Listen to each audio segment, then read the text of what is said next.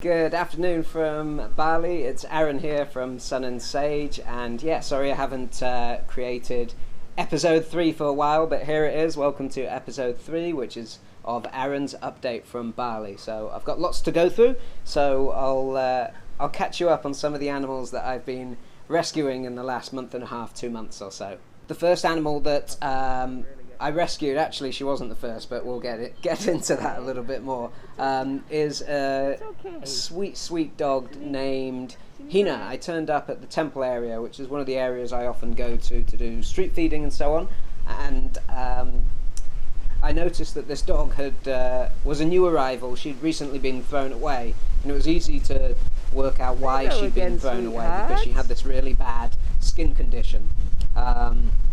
She had chunks missing, and she was so scared of humans. I couldn't get anywhere near her, and then eventually I saw her about 2 kilometers away from the temple. I picked her up and she just melted into my arms. She was such a sweet girl. Anyway, since then she's received all the treatment at the vet, and now she's recovering at Diddy's Pet Stay, which is one of the places that I put some of the animals that I rescue while I'm looking for a home for them.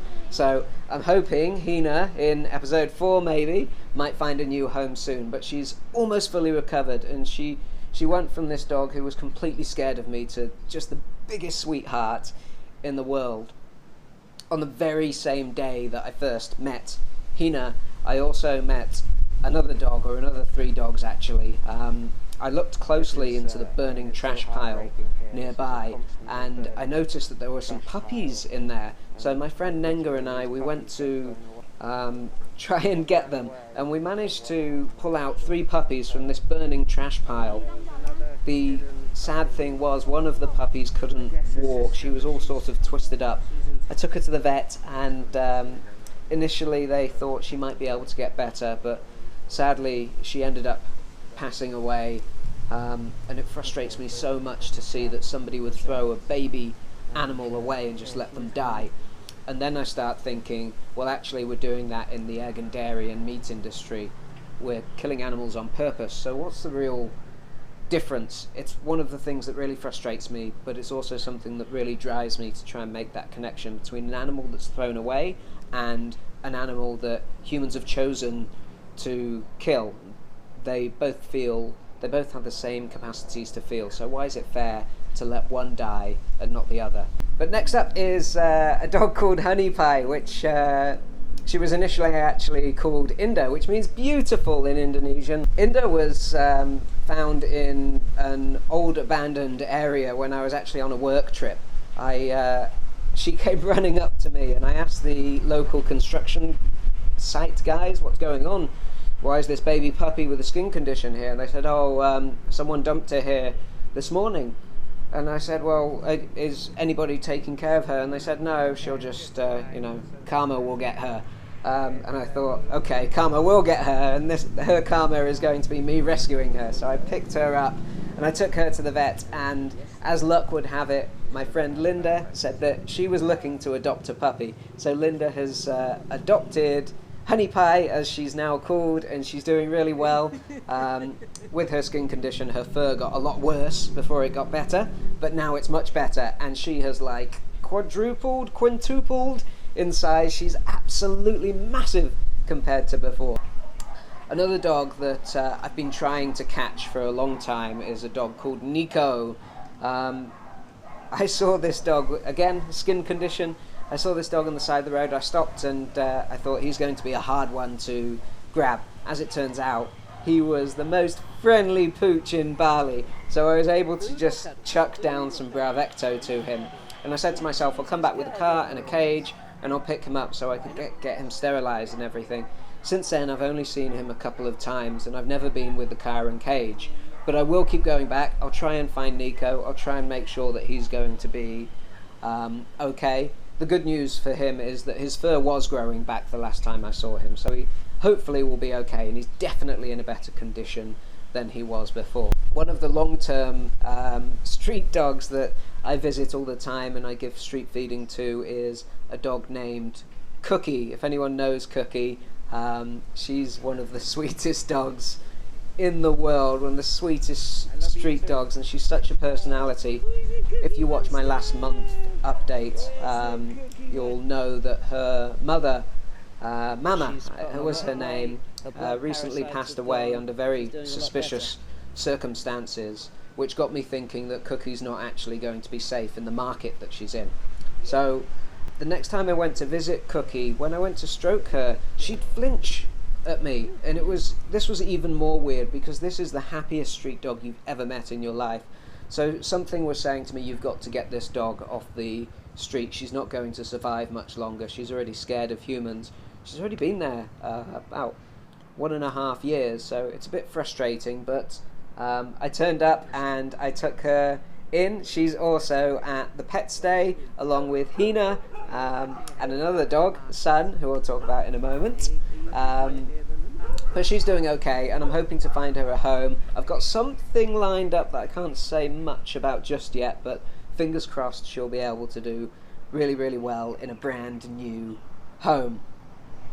The other thing that I'm sure people have been waiting to hear about is Chaya, who is the little baby kitten who I rescued. He's been in update 1 and 2. I've got fantastic news in that Chaya was actually adopted by a lovely Australian couple who live here in Bali, and now he is best friends with a dog that they rescued as well. So I'm amazed to see the end of Chaya's story. He's really gone full circle from this little kitten he would have died on the street, getting him a foster mum, getting some help from Villa Kitty, my friend Aubrey who helped out big time as well, and getting him into a new home. It's one of the things that make you feel that, right, this is all actually worth it, what we're doing. So I'm really excited. But back to one of the dogs that I just mentioned that people may have forgotten about, is a dog named Sun, who is this little baby puppy who I also found in the temple area. Long story short, people dump puppies in the temple, and she had this big scar on her bum, and I was like, right, I'm going to come back and get her tomorrow. The next day I was sick, and I was sick for like a week in bed, and I couldn't get out of bed, but my friends Bali Paws, they picked Sun up and they got her some treatment and they put her in a foster home. But as we know, foster homes are great, but they're also not long-term homes. So there's always this constant pressure to try and find a home. She's doing much better now. She's been sterilised, vaccinated, everything like that. And I'm really excited to say that just the other day, I got Sun adopted with a friend of mine who works as a vegan baker in Define Bakery. There's just too many rescues to talk about. I'll keep going through a couple more before I call it a day. But another dog I rescued this month was a dog named Chico. I say I rescued him. He already has a family and he already has a home.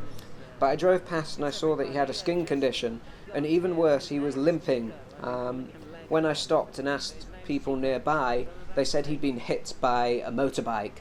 So my worry was, oh my God, he's got a broken leg. They helped me to pick him up, get him in a cage, take him to the vet. An X-ray showed that his leg wasn't broken at all. It was just trauma. So they wrapped it up and they fixed him up and they bathed him and gave him skin stuff. He was also sterilised and he's been vaccinated as well. So it was time for Chico to go home, and this is one of the best moments I've seen for a long time, is seeing this dog go back to his companion humans. They were so excited, he was so excited, and he was letting out this like noise. It was so ridiculously cute. Chico hated me, and he seemed like a feral dog, but he wasn't. He just really, really loved his humans, and they were so grateful. And thank you that we were able to fix Chico up and get him vaccinated and sterilised and everything. It's easy to forget sometimes that there are people that really love their animals here, but when they get problems, it's not always black and white. There's all sorts of reasons why people might struggle to be able to give them the care that they need, things like money and things like that. So I really appreciate everybody helping me, because it means I can help other people as well who might not be able to normally help their animals without it. So thank you so much. again in the exact same area. This is where I rescue maybe 80% of the animals I take in, was a dog called Barry. I got a phone call from my friend Nenga who said, help, there's this dog in the market and he can't move or anything like this. So I went along that same evening, and sure enough there was this little puppy, he was just lying there. When I got close to him, he was using his last ounce of energy to try and scare me off by sort of growling and trying to bite me. But he was so sick, and I got this bag and I turned it inside out. I obviously didn't want him to bite me, so I was a bit cautious. But I ended up taking him to the vet. He got some treatment, and he's come and he got the all clear, or so I thought. Then I brought him back to my house. He's been living a happy life at my house for now until I can find him a adopter. But just this morning I've had to take him to the vet again.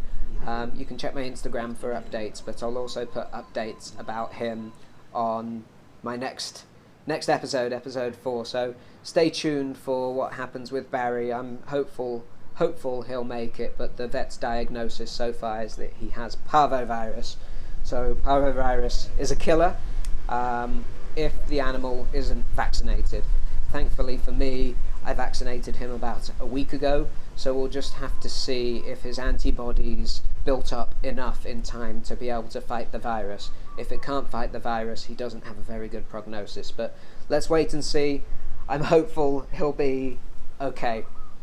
There's another little baby puppy. I got a call from a lady named Ibu Jero, who is in the same market as where I took Cookie from. Again, this is a dumping ground for animals. Ibu Jero and her family kindly take in animals, but the problem's the same. They need help and they need support. So I turned up and managed to give this dog Smoosh, we decided to call him, gave Smoosh some Bravecto. Bravecto's parasite and bacterial drug which gets rid of skin problems, and it's really, really good, but it's also really, really expensive. So everyone who's supported me has helped to pay for not just the vet bills that I have, but the medication that goes into the dogs that don't go to the vet quite yet as well. So I'll go back to see Shmoosh and see if he's okay. The last final really, really lovely update is that Oreo has finally gone to her new home. So she is living the life of Riley now in a land far, far away with her adopter Megan. It was a massive, massive push to get this done, and I'm so excited it happened because she's just living the perfect life now.